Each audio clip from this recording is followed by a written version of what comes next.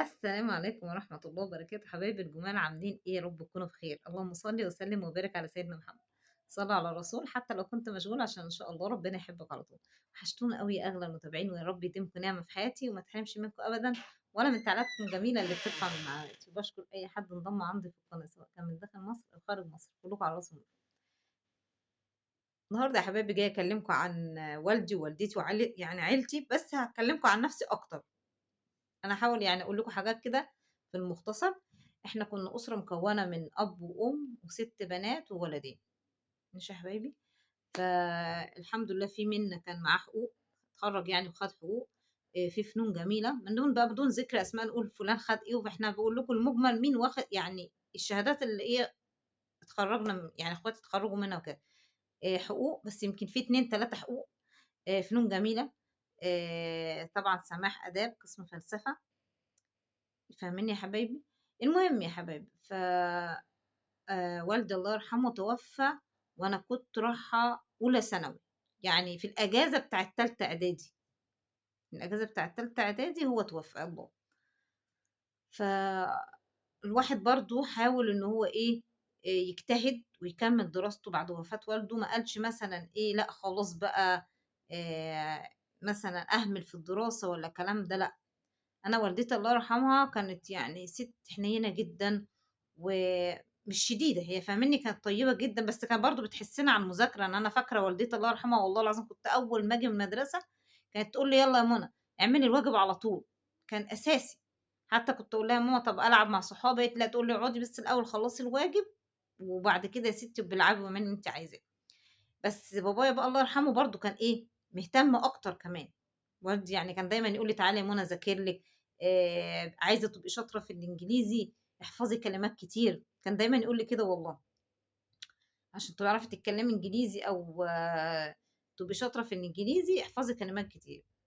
المهم يا حبايبي، فلمّا والدي توفى وكده أنا كمّلت دراستي، والحمد لله خدت الثانوية، وجِبت مجموع كان أعتقد إن هو كان 73% حاجة زي كده. فجات حطيت في اسمها إيه دي؟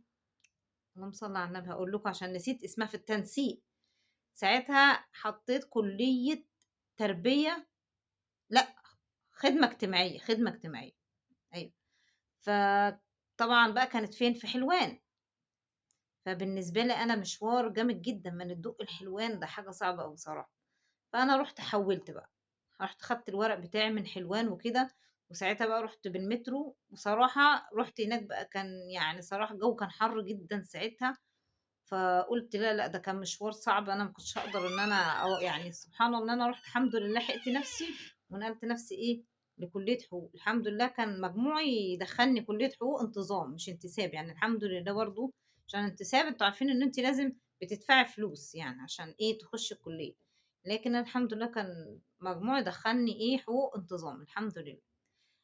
بس يا حبايبي ده بالنسبة لإيه، ليّا أنا، بالنسبة لأخواتي زي ما باقول لكم في منهم كان متخرّج حقوق، في منهم فنون جميلة، في منهم آداب، بس يا حبايبي ومن الحاجات بقى اللي كنا بنمُر بيها وإحنا صغيرين برضه والدي الله يرحمه كان لازم كل سَنة لازم يودّينا مصيف، لازم الموضوع ده الحمد لله، كان يجيب بقى الجورنال وفي كان في اسمها الإعلانات المبوبة دي والّا اسمها إيه؟ الإعلانات المبوبة، كان زمان كده أيوه.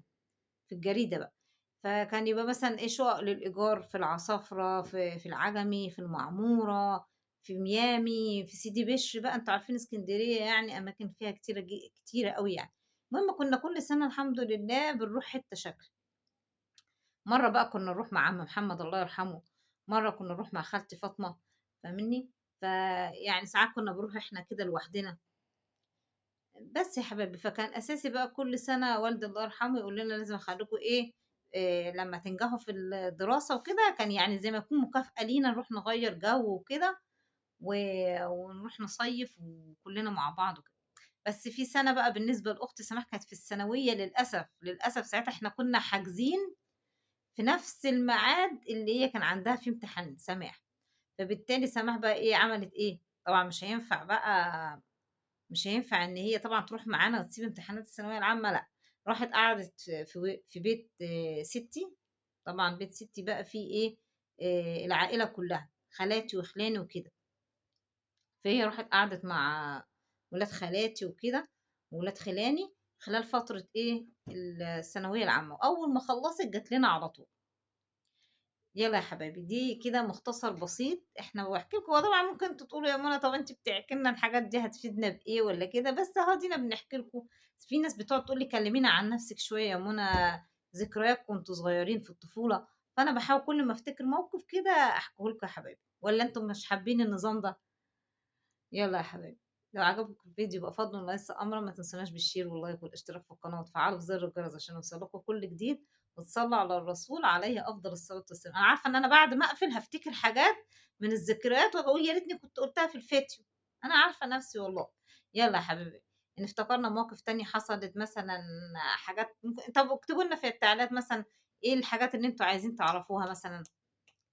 كده فكّرونا يعني نفتكر مع بعض. يالّا يا حبايبي، يالّا بس عشان هالبّخ بقى والله العظيم، أنا كل ما أطوّل في الفيديو لازم في آخر الفيديو لازم ألبّخ، فهاحاول أنهي بقى بسرعة عشان ما ألبّخش. يالّا يا حبايبي، لو عجبكم الفيديو يبقى فضلًا وليس أمرًا اعملوا لايك بقى. فضلًا وليس أمرًا ما تنسوناش بالشير واللايك والاشتراك في القناة وتفعلوا زر الجرس عشان يوصلكم كل جديد، وتصلوا على الرسول عليه أفضل الصلاة والسلام. مع السلامة يا حبايبي، au revoir.